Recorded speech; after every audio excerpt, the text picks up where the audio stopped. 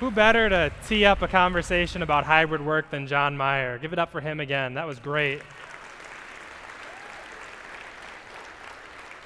You know, I've worked next door to John. He works downtown at Lemonly on Main Avenue. I'm right next door at Interstate Office Products for the last several years.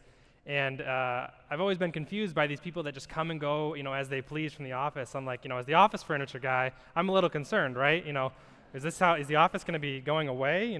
But little did we know that John and the Lemonly team were prepared for a global pandemic that was going to change the way that we approach work and the way that we design offices. So at Interstate Office Products, we've been working with leading organizations for the last 50 years to create high-performing office spaces where their employees can be their best. And over the course of this pandemic, one question that we've heard over and over is, how do I make my teams want to be in the office? Because, as they've grown accustomed to remote work, they've been comfortable, being at home, being in their own environment, and not having to worry about going into the office and being in front of everybody every single day. Well, fundamentally, if you want to make your employees want to be in the office, you have to make that office experience worth all of the pains that come with it, whether that's the commute to work, having to get dressed up and ready to go every day, or the concerns about, getting a life-threatening illness. So there has to be something of value in the office, and what we have to do is create an office that works better. We need to create an experience that employees want to be in every single day. Now, the last 2 years have been a learning experience for companies as the leaders identify, what will make it worth it for employees to be in the office, right? How do we make them happy and make them want to be there? And how do we make them, really connect to what's occurring in the office? And every company's journey to working better is going to be a little bit different. And so each employer will need to have a different approach and have individual conversations with their team members to really figure out what makes their company work. And the central question that we have to answer is, we have been able to work from home effectively, but is it better than what we can create in the office? So to start this conversation, I want to preface that all this information is coming from research that's been conducted by a company called Steelcase over the last 18 months. Now, Steelcase is the primary manufacturer that we sell at Interstate Office Products. They're the industry leader in office furniture, and they're the industry leader in the research that goes into how people work and what leaders and employees expect to see in the office.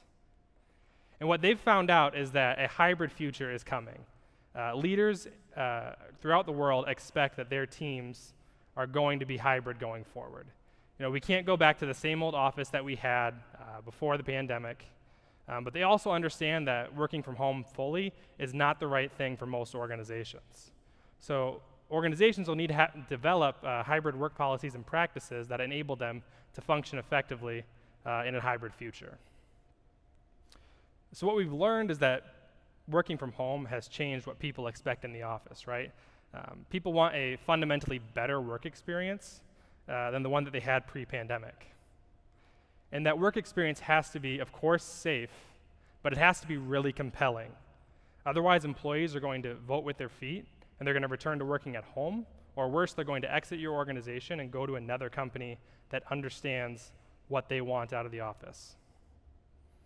And so we have an opportunity here for employers to really look at what their employees want and need, and to satisfy those needs and create an experience for them that is so good that they want to stay with this organization, and they want to help your organization grow and develop and become better. Now, when we look at what people enjoyed about working from home, they really enjoyed that ability to focus and be productive.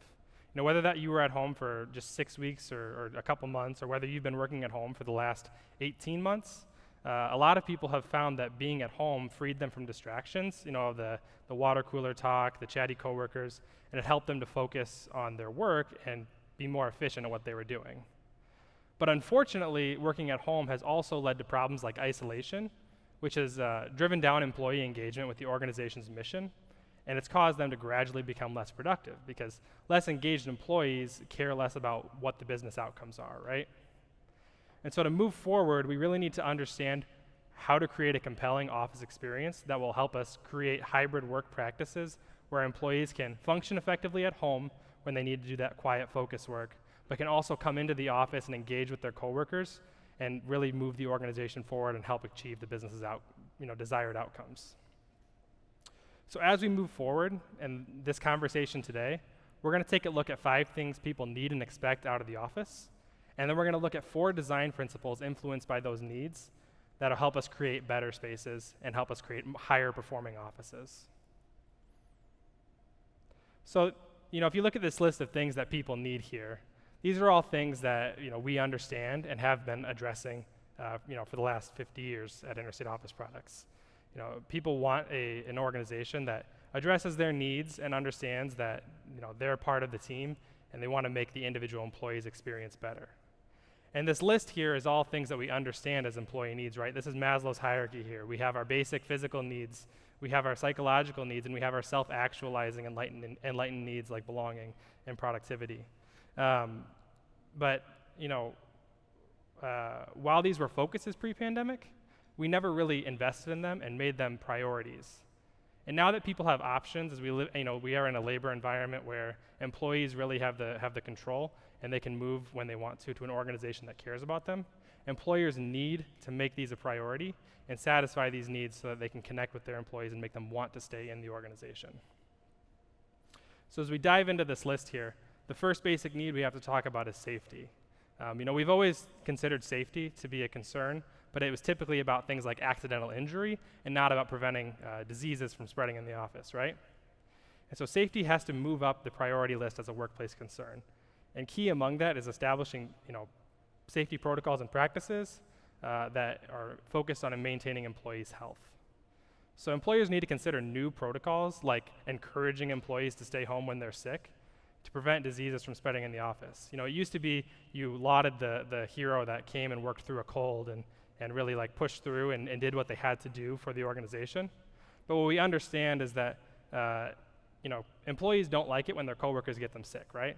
No one wants to get that bad cold or the stomach bug that prevents them from going to work or doing the things that they enjoy. So employers really need to key in on that and address it and encourage employees to stay home when they're sick. And they also need to look at other considerations like the density of their office space, creating physical distance, and of course air quality has risen as a priority for individual contributors.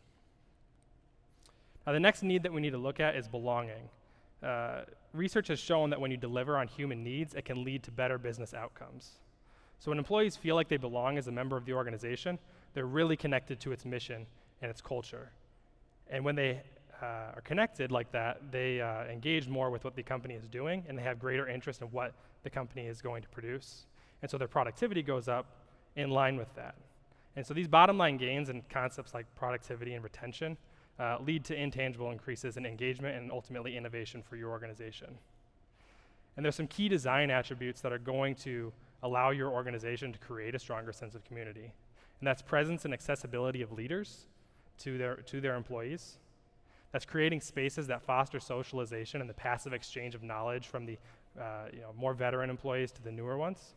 And that's creating stimulating and inspiring areas that promote ideation and creative problem solving.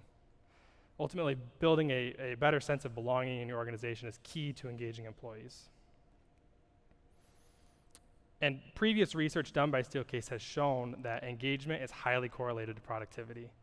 Your most engaged employees are your most productive, and vice versa. So when people are unhappy working from home, their performance suffers.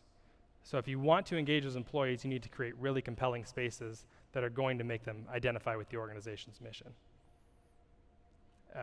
Both leaders and employees have expressed the same concerns about what they expect in the office, and that's collaboration and focus. Many individual contributors, when they went to work from home, did not have a separate space in their home or in their apartment that allowed them to work. They were working at the kitchen table, they were working on the couch in the living room, and they really didn't have a place for focus that took them away from the kids, the pets, the spouses, the chores, everything that was distracting them from being able to do their work. And similarly, collaboration was hard because we were trying to connect with people through Zoom calls, and we didn't have a way to really, really closely engage with others. So businesses need to provide a range of workspaces that are going to provide both collaboration and focus as they continue to support their employees' needs and help them grow as an organization. Productivity is the top of that hierarchy of needs, right? This is the self-actualization. Being productive is fulfilling to an individual's purpose. And so organizations really need to key in on this and understand that increasing engagement by providing spaces for collaboration and focus to their employees is going to immensely help their bottom line in terms of productivity. Another need that organizations need to focus on is comfort. Working from home had its pluses and minuses as it came to comfort. You had the physical comfort of shedding the tie and getting to sit down on the couch and relax a little bit.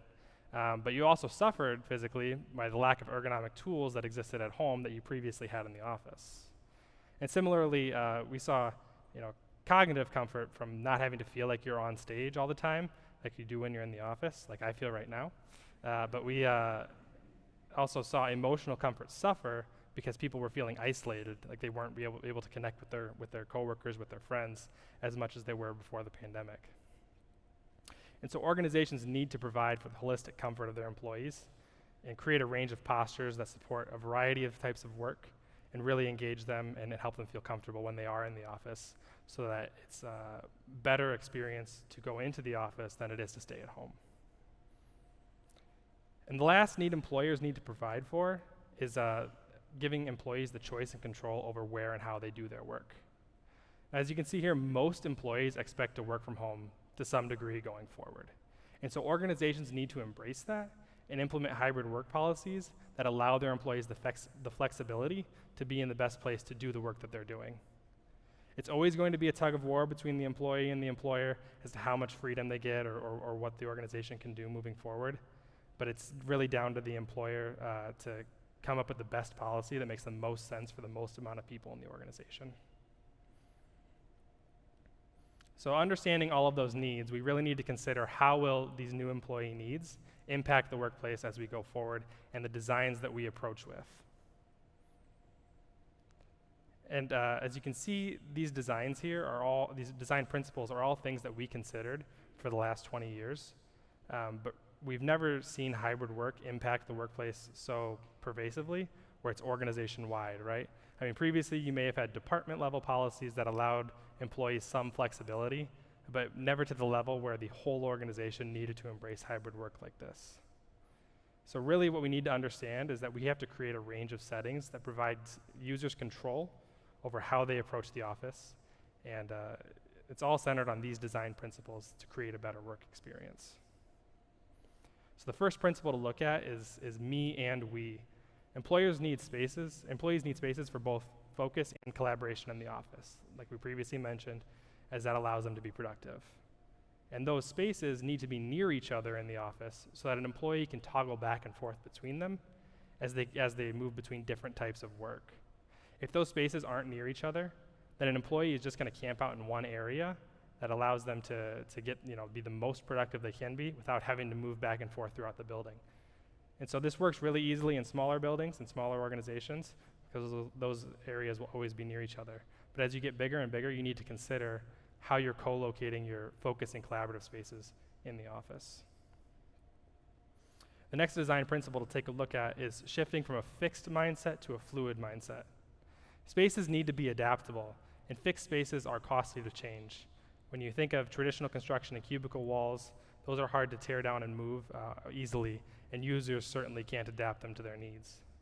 So organizations need to implement fluid spaces that are agile and adaptable, that can change as business conditions demand. So you need to give users control over the types of spaces they're working in. That means creating multimodal spaces that work for both learning and collaboration, and that means creating user-adjustable individual spaces where they can adapt it to the type of work they are doing. The third design principle to take a look at is creating open and enclosed spaces in the office.